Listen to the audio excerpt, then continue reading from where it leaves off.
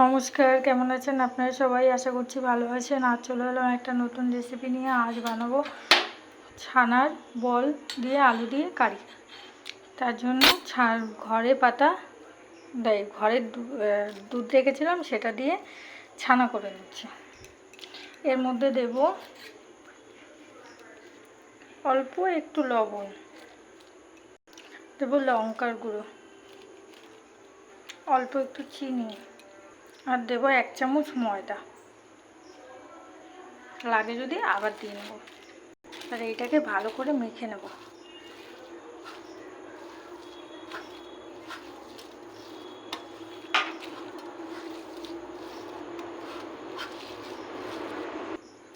মেখে নিয়েছি। এবার এটাকে গোল গোল করে বল বানিয়ে নেবো, ছোট ছোট করে।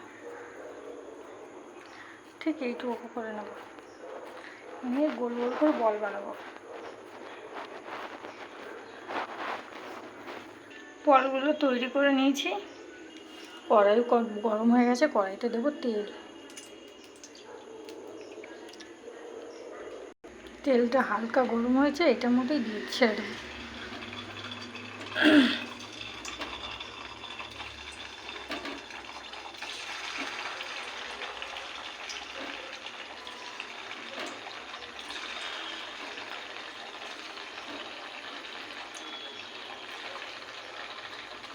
অল্প অল্প করে দিয়ে ভাজবো, আর এটাকে আস্তে আস্তে উল্টে নেব।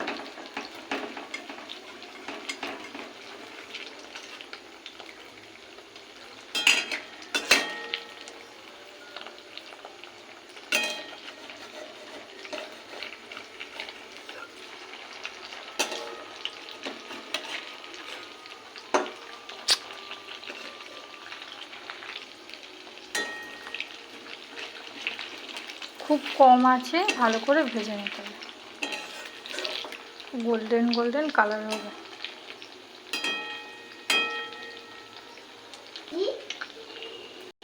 বলগুলোকে ভেজে তুলে নিয়েছি গোল্ডেন করে। আবারও দিয়ে দেবো তেলে।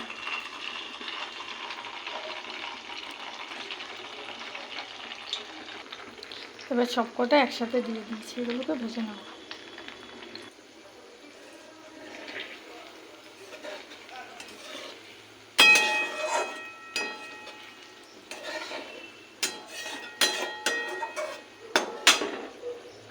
ভেতরটা পন্সের মতো ফুলেছে।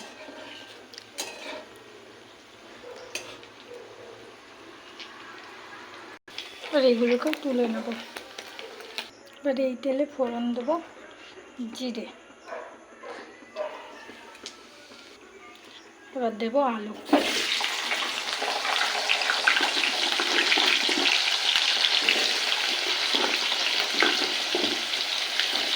আলুটাকে লাল করে ভেজে নেব।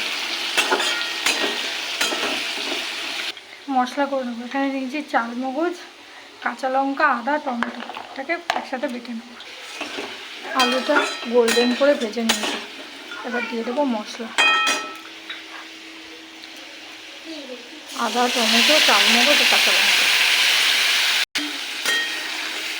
এবার এটাকে কষবো ভালো করে।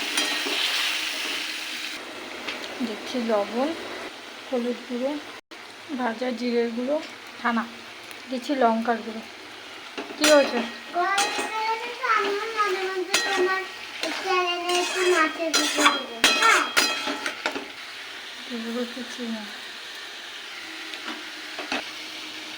আলুটাও প্রায় 80% মতো সেদ্ধ হয়েছে। মিক্সির বাটি দেওয়া জল।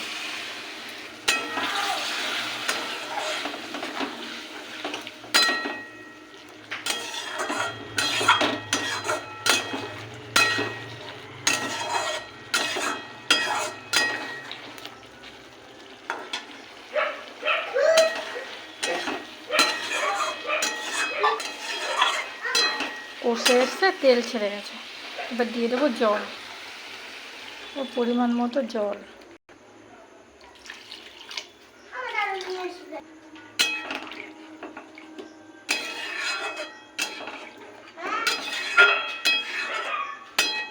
এবার এটাকে ফুটতে দেবো।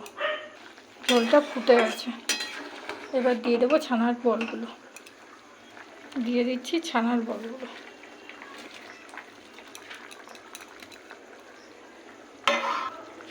এটাকে ফুটিয়ে নেব।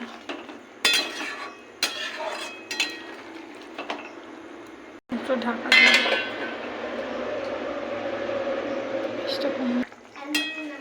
ঝোলটা ফুটছে, আলুটাও সেদ্ধ হয়ে গেছে। আর একটু লবণ দেবো, লবণ কম হয়েছে। আর দেবো একটু চিনি।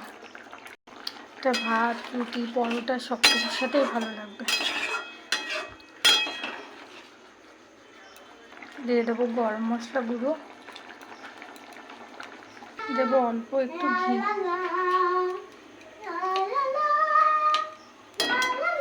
এটাকে নেড়ে চেড়ে ঢেকে রাখবো। কেমন হলো আপনারা জানাবেন, লাইক করবেন, শেয়ার করবেন, কমেন্ট করবেন। আর যদি ইউটিউব থেকে দেখে থাকেন চ্যানেলটাকে সাবস্ক্রাইব করে আমার পাশে থাকবেন। তাহলে আসি, টাটা, বাই বাই।